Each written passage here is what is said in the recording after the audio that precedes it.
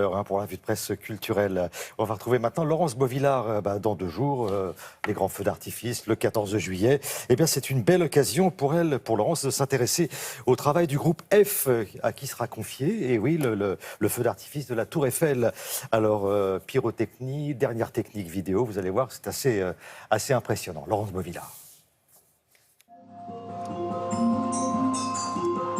À feu et à flamme, c'est le traitement réservé ce soir au pont du Gard. Depuis des millénaires, les hommes ont changé le paysage de ce coin du Gardon. Il y eut les Gaulois, les bâtisseurs romains, et plus de 2000 ans plus tard, ce sont des hommes parés de lumière qui, grâce à leurs armes du 21e siècle, vont allumer des feux d'artifice pour construire et reconstruire les millénaires passés.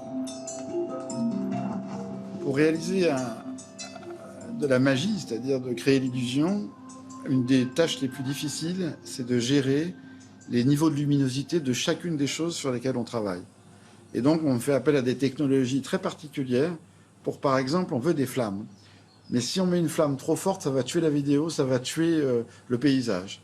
Donc, on va fabriquer une flamme qui a une couleur très différente.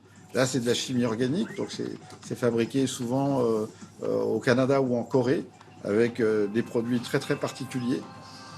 Et puis après, on va travailler sur la pyrotechnie qui va s'allier à cette vidéo et à cette flamme rouge. Et là, une fois de plus, on va retomber dans la problématique de la composition pure et dure. Donc, pour faire du rouge, on va utiliser du strontium. Pour faire du vert, on va utiliser du barium. Pour faire du blanc, on va utiliser de l'aluminium, du magnésium.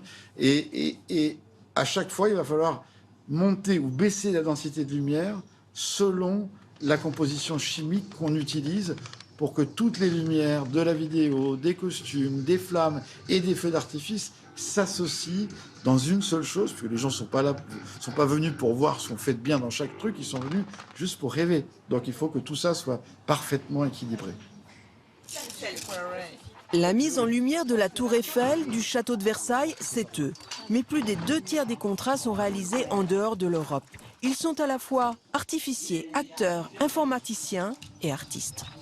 On travaille là avec des projecteurs qui sont très pointus et on travaille avec 200 ou 300 projecteurs qui vont faire en fait une espèce de matrice comme si on avait 200 ou 300 pixels. Et à partir de là, tu peux t'amuser à recréer, mais exactement comme un vidéoprojecteur, au lieu de mettre la lumière partout, comme font des super light designers ou ils font de l'architecture. Moi, je mets la lumière dans un carré, exactement comme si c'était un vidéoprojecteur qui avait des pixels amovibles, et tu crées du coup d'autres images, des images que les gens n'ont pas vues. Bon, il faudrait que tu y ailles quand même. Bah oui. Non, parce que t'as vu l'heure qu'il est? Bah j'ai pas ma montre non plus. Pour installer le spectacle au Pont du Gard, on prend environ 10 jours. On est une trentaine à travailler sur 10 jours. Et pour la partie, entre guillemets, de la genèse du projet jusqu'à la réalisation, il faut à peu près 4 mois, 4 mois et demi. Ouais, c'est bon, ils sont tous sur eux. C'est des générateurs de flammes. Mathias, Benjamin. C'est lance-flammes, quoi. C'est des lance-flammes, exactement.